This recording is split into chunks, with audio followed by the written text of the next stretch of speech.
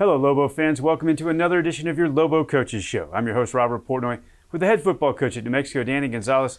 Coach G, great to be with you. And Air Force is always a tough week. We know they're extremely physical. Their run game this year is about as good as I've seen it. Just a difficult thing to stop. No, they're leading the nation in rushing for a reason. Brad Roberts is a really good player. Zeke Daniels is 3 years in the system, and they're running it very efficient. And their linemen they do a great job. I mean, they're physical. They get downfield. If you can't score points, you've got no chance to stay with them because they're going to move the ball and they're going to score points.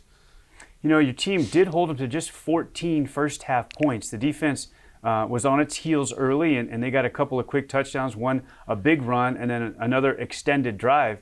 But your defense hung in there. Well, we had a 3rd and 5 that broke for a 65-some-yard touchdown. And then they methodically moved the second one down the field. But we had 3 opportunities with the ball in our hands to be able to score to try and make it a football game, and we weren't able to do that. And then in the third quarter, they got 2 more touchdowns. They were able to methodically move the ball, and when we'd possess it, we didn't score any points. So it makes it really tough. We had an opportunity, 21-3. We get a turnover, and we get a long shot to Jordan Porter, and then the next 2 plays, we couldn't get it in the end zone. If we get it to 21-10, maybe we'll have a chance. One of the things we've noticed about the offense over the course of these last few weeks is that when you get to the plus side of the field, it has been difficult to finish off in the red zone. And that's a concern. You've got 2 games left. You'd love to see improvement there. No, I'd love to see improvement on the entire offense. I mean, we have to score points. We scored 9, 10, and 3. You're not going to win games doing that. You have a minimum of 24 to 28 points to have a chance to be in football games. I mean, we're giving up about 20 points a game with the points that we've given up on defense. So now we need to be able to score some points to have a chance to win games on offense. These last 2 seasons, the Lobos have brought in graduate transfer quarterbacks to see if they could get a spark at that position. But now here, the last month of the year, you're going with a younger player in Justin Holiday. He made his 3rd start for you at quarterback here. What did you see? Still dangerous with his legs. Made a couple, did some relief stuff with the ball, getting it out on the perimeter. Missed a couple throws. Probably need to stay in the pocket a little bit longer, but they did a good job with the pass rush and beat us a couple one-on-ones. They beat our backs a couple times. If we can sit in the pocket and throw some of those deep balls, we'll have a chance to continue to move the chains and possibly score some points. How hard is that for a young player playing at the D1 level for the first time? He's sitting in the pocket, but he starts to feel pressure. You want to hang in and let those receivers come open, but it's been tough for the Lobo receivers to uncover. That's been the worst part, is we haven't been able to get away from separation, get some separation in the secondary. We did a couple times on Saturday. We just didn't stay in there and get the ball thrown. It helped having GP back out there. He made some nice plays, had an opportunity. We need him to be healthy all week to give us a chance against San Diego State because they're pretty good on defense. Jordan Porter is a player the coach is talking about, a transfer in from Arizona State who definitely has game-breaking speed. He's been your most explosive receiver, and there was one over the top that if that ball had been thrown out a little bit farther, he probably scores. He beat the DB on the line of scrimmage. Justin underthrew it a little bit, but he made a nice adjustment, and we had the ball down in there in the red zone. We got to be able to put that ball in the end zone. Last couple of weeks, you mentioned that Justin Holiday's missed a few throws, but there have been a few throws that have resulted in drops. No, we dropped 4 of them on Saturday, and 2 of them would have extended drives and give us an opportunity to score. So we've got to polish up all around. We're not great at receiver, so we've got to be able to capitalize on those opportunities when we get them. They're trying their tails off. We just need to be more productive. Air Force, coming off a 10-win season, also has a terrific defense here in 2022. Did you think you'd be able to run the ball a little bit better, though? Oh, that was the idea going in. They did a good job on the perimeter. They did not want us to get the ball outside. They thought they'd be able to hold us up inside. And then we weren't able to get off and make some people miss. We had a couple opportunities where they were able to tackle the backs one-on-one. And then we didn't get the ball to the perimeter well enough. Now, we threw relief probably 11 times, and we were able to get some second and shorts. But we got to be able to run the ball up inside to have success and be able to keep the clock moving so that we're not on the field so long. Okay, we come back on the other side of this timeout. First half highlights, the Lobos' trip to Air Force on Veterans Day weekend. We're back on your Lobo Coaches Show with the head football coach at New Mexico, Danny Gonzales. The Lobos went to Air Force on Veterans Day weekend. Let's get into first half highlights with Coach Gonzales. So Falcon Stadium, Coach G, and actually, for mid-November in Colorado Springs, a really nice day. Oh, we did luck out. It wasn't cold, it wasn't windy, it was sunshiny all day. Here was the very first series, we got an opportunity. Did we get them to a 3rd and 5, and then they were on the quarterback counter and they blocked it up nice, and AJ wasn't able to run him down to give us another opportunity to stop him, and Zeke Daniels made a really nice play for a 65-yard touchdown. So tough start. Now offensively here, these obviously aren't downs and distances you want to get in 3rd and 9. But here's one. Talk about this route. He maybe runs it a little deeper. He comes back to the line to gain rather than being short. He did come back. I mean, we got to have some field awareness. He did come back beyond the sticks, and it put us into a 4th and 1. Then I wasn't ready to take a chance that early in the game. Maybe I should have. I mean, they were able to run this ball down to get us down by 14. 3rd and 1 right here. They were able to get a quarterback sneak for a 4th and 1 and keep this drive going right here. Now we had a linebacker that was late. We were going to try and time it up and hit the center right in the mouth as they snapped it. But they did a nice job with the snap count. And then right here, I thought AJ had a chance. He's got to run through his legs right there and wrap up. He did a really nice job defeating the block, but they had a blocker for everybody, and we got to get off one of those and make a play. Some good throws early in this game, and how great to have Jordan Porter back on the field. Yeah, it was really good. I mean, Christian Washington did some good things. Jordan Porter did some good things. We just need more. I mean, I don't know why this wasn't marked to be a 1st down. They moved it. Now, they weren't blowing the whistle, but you got to keep running until the ball's done. Got to take care of the football, because they did call that a fumble that we got back. But we got to take care of the football and can't give them opportunities to make it questionable. Nate Jones ran probably not as hard as I thought he did against Utah State, but give Air Force credit. They did some good job of keeping us out of the box. There's Deuce Jones on a little smoke screen right there. Did a nice job catching the ball and getting downfield vertical. They ruled that he did not have possession when his knee touched the ground. That's why we were able to keep it going forward, because you do see his knee touch the ground, but he doesn't have possession of the football when they said that his knee hit, so they gave us the positive yards. If we can put this ball in the end zone at 14-0, you know, it's going to be a 14-7 game, and we got some momentum going. That's really an amazing play there with Deuce Jones. You just don't see that very often. He gets his knee back off the ground before he gets possession, so he's able to run with it. They did, and then they called an ineligible man downfield, which that can be called almost on every play nowadays in football, and that one hurt because it kept the 1st down play opportunity and put us into 2nd long. We had to give the ball back to him. Now we keep them out of the end zone in the 2nd quarter. I mean, they moved the ball a little bit, but we were able to get them in 4th down situations and punt the ball back to our offense. We had 3 opportunities where there's the exact same play as the first play of the game. We get off of block, and instead of it being a 65-yard touchdown, it's a 2-yard loss. One thing that is really impressive about what they do is they're so consistent. And you said if you get them moving laterally like this is how you stop them, but they were just too good between the tackles? No, Brad Roberts got going, and we weren't being physical enough in the front to be able to knock him backwards and keep him from getting positive yards. And when they're 2nd and 4, they have a significant advantage over us. Now, there's a nice job by Justin. We drop back to pass. He sits in the pocket, realizes it breaks down, and he's able to use his legs to go get a 1st down. It's really good on the part of your quarterback there. When they move laterally to try to escape pressure, often it doesn't work out, but if you climb the pocket, sometimes you can find that seam. Right, and there's going to be a couple ones later that he decided to sit back there and throw. Maybe needs to take some positive yards. But they were able to stop us, get the ball back, and then going all the way to the end of the 2nd quarter, they were able to keep the clock moving. I mean, they weren't real aggressive in the very last series because they had a 14-0 lead, and when they know you're struggling on offense, they're going to take care of the football and not make mistakes and make you make mistakes. Coach G mentioned it in our open. It's very difficult on the defense when the offense can't remain on the field, particularly against this kind of offense that Air Force has that's so physical. It can wear a defense down? It can. I mean, they had the ball for 37 minutes, which is 2 things. We didn't do a good enough job of getting off the field on 3rd down, and then our offense didn't sustain drives. And that's a bad combination against a very physical football team that runs the ball as well as they do. One thing about Air Force's offense that also makes it difficult is that they're so good on 1st and 2nd down, they get in those short yardage situations, and then they get to the plus side of the field, and it's almost like it's 4-down territory for them the entire second half of the field. It is. From about the 40, they got about 60 yards of it's 4-down territory. And they average over 3 yards of play, which gives you an opportunity to get 1st downs, even if you have to go for it on 4th down. Now, you've got to be able to make them go sideways, and we did that pretty good in the 2nd quarter. We didn't do it in the 3rd quarter, and then obviously we ran out of gas in the 4th. We know Air Force led the country in rushing a year ago, but this unit is one of the best they've ever had.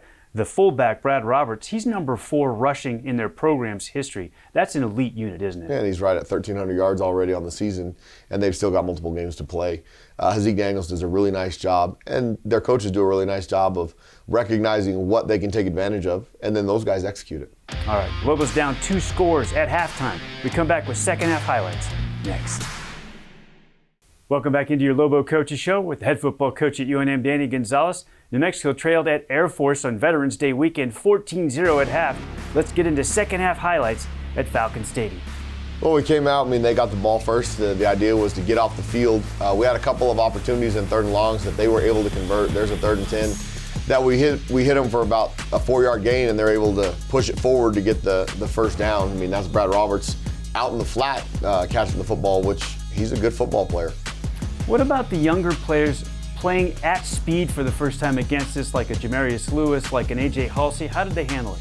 Well, some of them made some good plays right there. There's Benji Johnson out there. Didn't have a ton of plays, but he gets an opportunity and they go with play action. And they're so efficient at running the football that when they do the play action, oftentimes there's guys in the secondary just like that. We had an opportunity right here to get back in the ball game. It was a nice hit by Jarek Reed. We recover the fumble. We make a nice play right here. You're going to see to Jordan Porter. We've got to put this ball in the end zone. Instead of making it 21-3, we can make it 21-7 with an opportunity to fight our way back in it, but we don't. Right here, here's a nice toss by Justin. If he leads this ball out a little bit further, GP had the guy beat, possibly putting it in the end zone on the shot play after the turnover. So the Reed forced fumble, the Halsey recovery, you get a big play over the top, and now you're down in the red zone. 12-yard line, we got to be able to put this ball in the end zone. Here's a nice throw over to Elijah Queen out of the backfield. Elijah had both hands on it, and I give their DB credit. He came over and knocked it out. But we've got to get that ball down there on the 1-yard line so we can try and muscle it in with our offensive line. They did get to the quarterback a few times in this game. What did they do to get pressure on you when you did throw? Well, a lot of times it was beating us one-on-one. That one when they beat the running back before, and we had a guy coming open if Nate could have sustained his block a little bit. Luke came in, put the ball in the pipes, and now we're down 21-3. Now he's got to see if we can muster some more points. I thought this was interesting. You go with the pooch kick, forces one of their up men to play it. It almost worked into a turnover. Almost did. We were trying to hit it inside the 20 so that the fair catch is going to be at the 25 either way. They dropped it. We just didn't get enough guys down there fast enough to get on it.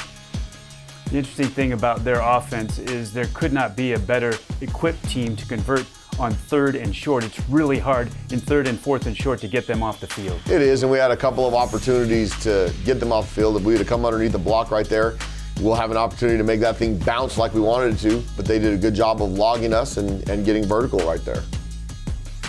So you continue to look at throwing the ball here in the second half, and you mentioned Justin Holiday, some opportunities in the passing game. What did you see here in the second half? Well, at 28-3, we've got to be able to throw the ball to be able to get back into the game. Really nice job right here by Zach Morris coming up and being aggressive. They pitched the ball. He causes a fumble. Now, I've never heard this one. They called that a backwards pass, so it didn't go back to the fumble of the spot. It went back to where the ball went out of bounds, which was a new interpretation that I'd never heard. But we were able to get a stop. We were able to get a punt. We've got to be able to move the ball down the field and not go 3 and out to be able to give our team a chance to win. What about the running of Christian Washington, the true freshman? We see his feet in the hole right here. He's pretty special. It's a really nice job right there. There was 2 unblocked guys that he made miss. One, and then the second one right there. That's pretty good. Then he was able to extend the chains to give us a first down. We need more hats being blocked up to give him a chance because he's pretty special with the ball in his hands.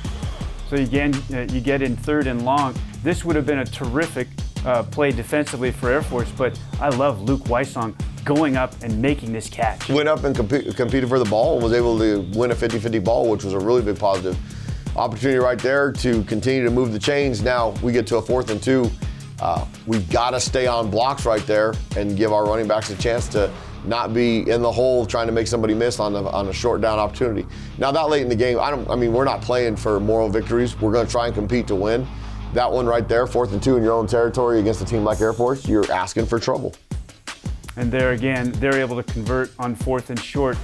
It's what they do. It is. They do a really nice job. Right there, we had a chance to make them sideways. We didn't get off a block on the defensive end right there. And so then they're able to put the ball getting right there vertical and put it in the end zone. That was disappointing because I wanted the defense to go out there and get a stop after we gave up the ball. But we didn't, and they were able to put it in the end zone. Another good throw to the sideline, and we've seen this over the course of his career. Andrew Erickson has terrific hands. He does. Andrew can go compete for the ball, and when Justin puts it on the spot, we can continue to move it that way. We just need to be more consistent. So here's one. He climbs the pocket. Nice throw down the sideline. Again, you're starting to get Deuce Jones involved. He did. He made a couple of nice plays on Saturday. He showed he can get open a little bit, and we just got to be able to get it to him. And then right there, I was after the play, I told Justin, know the situation, 3rd and 5, just go get the first down, keep the chains moving, give us a better opportunity to score, and then Luke's got to come up with that catch, and Justin hit him, and the thing would have been a first down. But we had an opportunity to keep moving the chains. Those experienced decisions that a quarterback needs to make will help us continue to move the ball. Now, hopefully we can get it to 35-10, try an onside and see what happens, but they're competing. They're still fighting. It's just we didn't have enough manpower to beat Air Force on Saturday. You'd like to see him in that scenario, 3rd and 5, go get the first down with green turf in front of him. But he's looking to make a big play right there, try to hit one down the sideline, and it looked like it was there. Oh, no, Trey had an opportunity to catch the ball. I mean, he put the ball where he could catch it only, not one of the DBs. So he is trying to compete, and he's wanting to make big plays. That's an experienced guy right there. Keep the chains moving. He's got a lot of green in front of him, so he might get down there into the 10-15. We'll have an opportunity to put the ball in the end zone, onside kick it, and see what happens.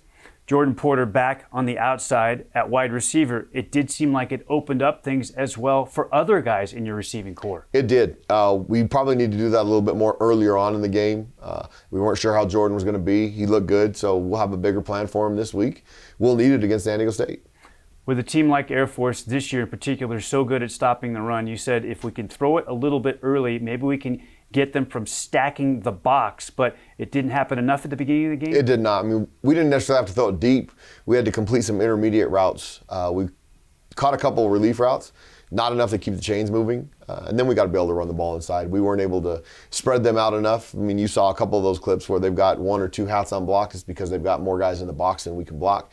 Now, Christian and Nate are pretty good at making people miss, but you can't do it on every single play. Speaking of running it between the tackles, you were able to go back and forth between Jones and Washington this week. Did you feel like both of them were able to get it going, or did they struggle to find a rhythm a little bit? I don't know that we ever got it going offensively, period. So hard to say. I think both of them run hard. Zach even went in there and did some good things in pass protection.